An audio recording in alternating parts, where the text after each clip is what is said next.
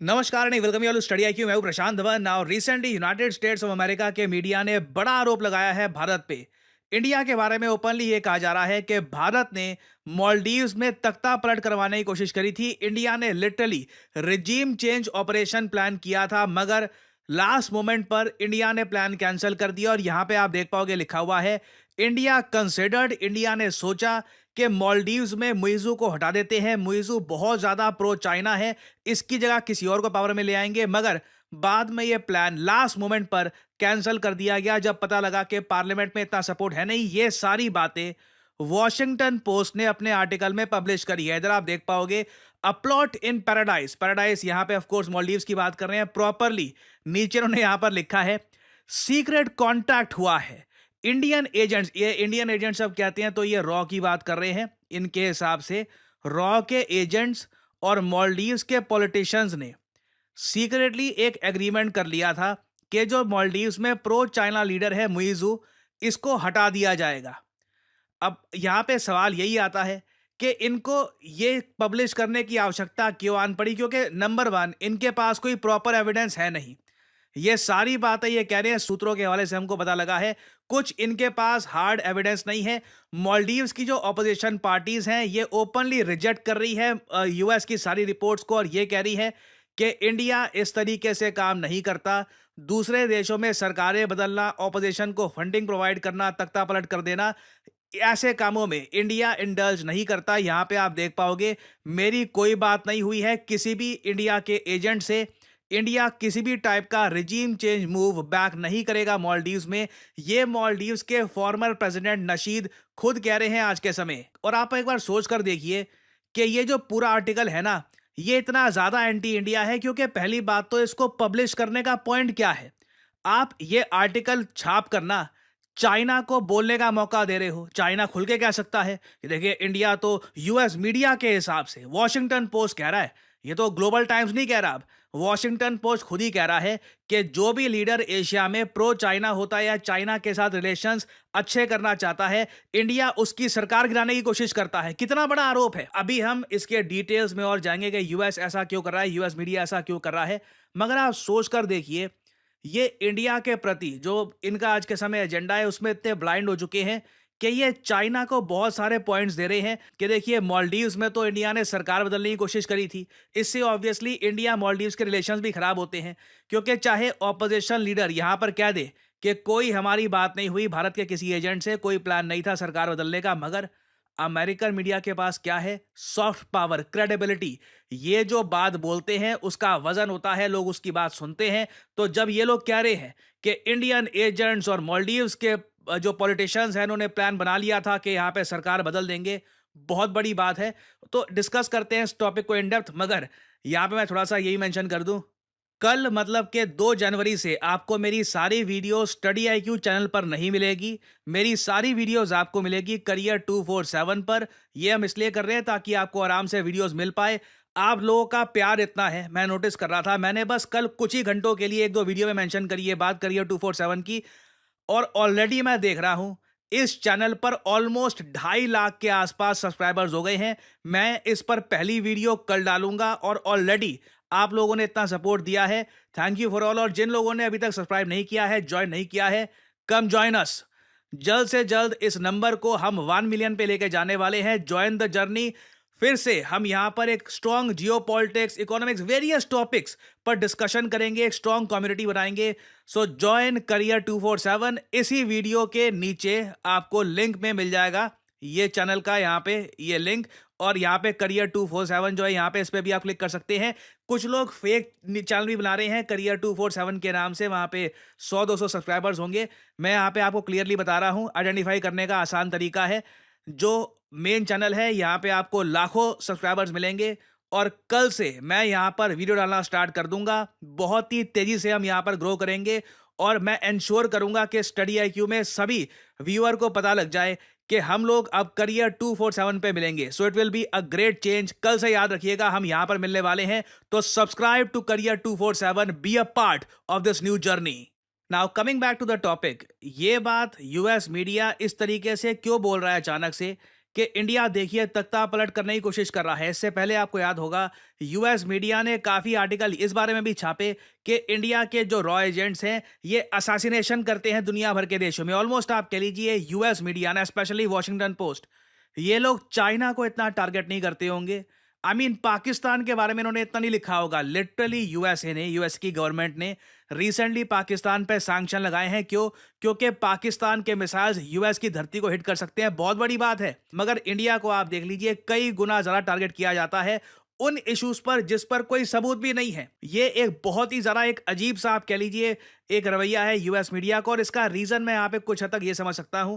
देखो, रिसेंटली हमने ये देखा कि यूएस ने बांग्लादेश में जो भी किया, इसको ओपनली अगर एक देश के मीडिया ने एक्सपोज किया है ना, तो वो इंडिया है। आप देखो, रशिया भी एक बार को ठीक है, उन्होंने कुछ पब्लिश करने की कोशिश करी, ज्यादातर रशिया भी चुप रहा, चाइना भी ज्यादातर चुप रहा।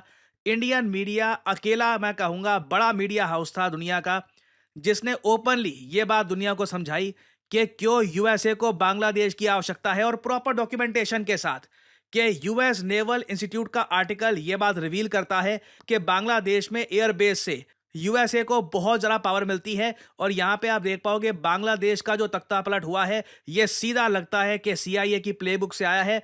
इंडिया ने ओपनली, आप कह लीजिए यूएसए ने जो भी किया है बांग्लादेश में, इस इशू को रेज किया था।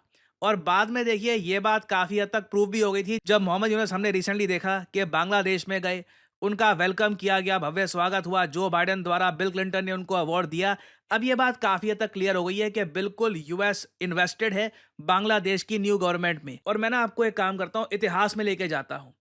हम जाते हैं 1975 में। ये बड़ा एक इंटरेस्टिंग आर्टिकल है, 2013 का आर्टिकल है एक्चुअली। इसको अपडेट किया गया था 2021 में, मगर 2013 में आर्टिकल सबसे पहले पब्लिश हुआ था।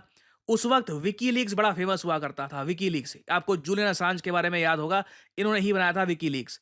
विकीलीक्स ने यूएसए के टॉप सीक्रेट जो डॉक्यूमेंट्स थे ये पब्लिश कर दिए थे, जहां पर यह बताया गया कि बांग्लादेश जब एक इंडिपेंडेंट कंट्री बन के उभर गया 1971 में, और यूएसए ने बड़ी मजबूरी में 1972 में बांग्लादेश को एक्सेप्ट कर लिया एज ए कंट्री।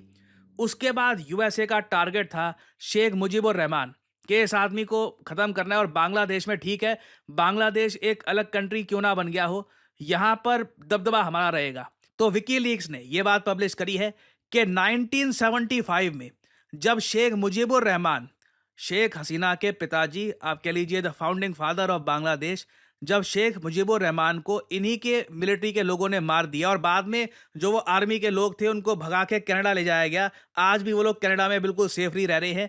जब ये सब कर लिया गया ना, तो विकीलीक्स ने यह बात रिवील करी थी कि यूएसए को डर लग रहा था कि इंडिया ये सब देखकर, शेख मुजीबुर रहमान की हत्या देखकर, वापस मिलिट्री से बांग्लादेश के अंदर ना चला जाए और फिर अपने हिसाब से सरकार रीअरेंज ना कर दे। ये यूएसए को बहुत ज्यादा डर था, मगर भारत ने ऐसा नहीं किया। हमने देखिए 1971 की जो वॉर थी वहां पे तभी पार्टिसिपेट किया था जब पाकिस्तान ने हम पे डायरेक्ट हमला किया। उसके बाद तो देखिए हमें जो करना था करना ही था, क्योंकि ईस्ट पाकिस्तान नाम का भी एक देश था, हमें पाकिस्तान को दो हिस्से में बांटना था। We had to do it. मगर उसके बाद आप अगर देखो तो इंडिया के पास कई मौके थे।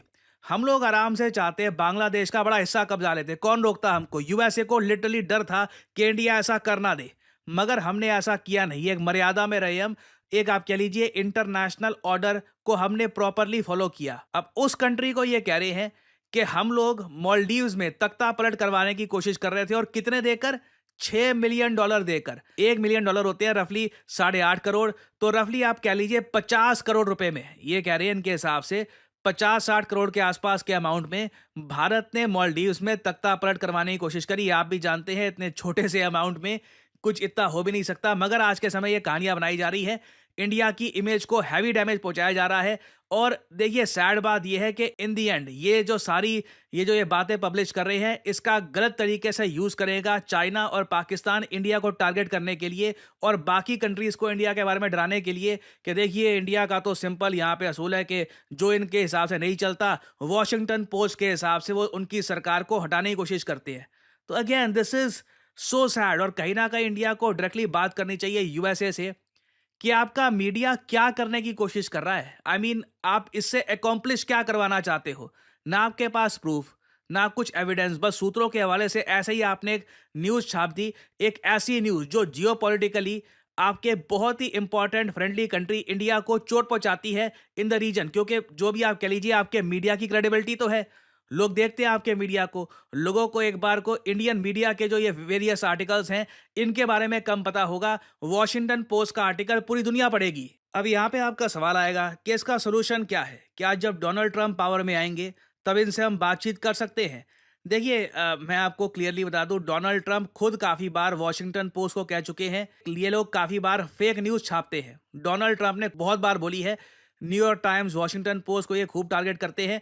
तो लगता नहीं है कि ट्रंप से कुछ बातचीत करके कुछ चीज़ें बदलने वाली है, क्योंकि ये दोनों न्यूज़ आउटलेट ट्रंप को भी टारगेट करते हैं। और जेन्युइनली मुझे समझ नहीं आ रहा कि ये इतने बड़े जो यूएस मीडिया हाउसेज हैं, इनका ऑब्जेक्टिव क्या है? क्योंकि आप कह लीजिए जो लार्जर कंटेक्स्ट में आप अगर देखें, जो भी ये कर रहे हैं, इससे यूएसए का भी नुकसान हो रहा है और काफ़ी हद तक इंडिया का भी नुकसान हो रहा है इन द लॉन्गर होराइजन। तो खैर, अभी के लिए वैसे मैं आपको बता दूं कि जो हुआ है इसके बारे में आपको पता होना चाहिए। This is a huge development. हो सकता है कि इन द फ्यूचर इसी तरीके से Washington post, New York times India के बारे में कई और न्यूज़ छापे कि इंडिया ने नेपाल में या फिर कहीं भी तख्ता पलट कराने की कोशिश करी है। क्योंकि जिस तरीके से इंडियन मीडिया ने ओपनली यूएसए ने जो भी किया है बांग्लादेश में, इसके बारे में बात करी है, अभी इंडिया पे भी इधर उधर से कहीं से भी आरोप लगाने स्टार्ट कर देंगे कि तख्ता पलट तो भारत करवाता है। और फाइनली यहाँ पे आप लोगों से मैं एक सवाल पूछूंगा। देखिए, वो कौन सा देश है जिसने रिसेंटली CR-450 को टेस्ट किया है? CR-450, जी हाँ, ये कोई क्रिस्टियानो रोनाल्डो का रोबोट नहीं है। ये एक ट्रेन है, दुनिया की फास्टेस्ट ट्रेन, जिसकी स्पीड कितनी है? 450 kilometre per hour. 450 kilometre per hour. It is absolutely insane. CR-450 हाल ही में ये ट्रेन किस कंट्री ने करी है टेस्ट? ये है यहाँ पे आपकी ऑप्शंस: फ्रांस, चाइना, जापान या फिर इंडिया। कमेंट सेक्शन में करिए उत्तर। जो लोग देंगे सही आंसर उनकी कमेंट को मैं दे दूंगा हार्ट, ताकि बाकी लोग समझ पाए कि सही उत्तर क्या है। एंड फाइनली एक इंपॉर्टेंट रिमाइंडर, देखिए करियर 247 पर आपको मिलेगी मेरी सारी वीडियोस। कल से सब्सक्राइब कर लीजिए इस चैनल को। कोशिश करते हैं कि पहली वीडियो से मैक्सिमम लोग यहाँ पर पहुंच जाए, और मैं इंश्योर करूंगा, आई विल इंश्योर कि स्टडी IQ पर हर एक व्यूअर को पता लगे कि अब हम लोग करियर 247 पर मिलेंगे। यहाँ पर सिर्फ आपको मेरी वीडियोस, मेरी शॉर्ट्स मिलेंगी, और मैं जियो पॉलिटिक्स के अलावा भी बहुत से और टॉपिक्स पर आपके लिए कंटेंट लेके आऊंगा। तो subscribe to career 247, a new journey is about to begin. So इसी नोट के साथ ये है वीडियो का अंत। Thank you for listening, and I always say, may the gods watch over you.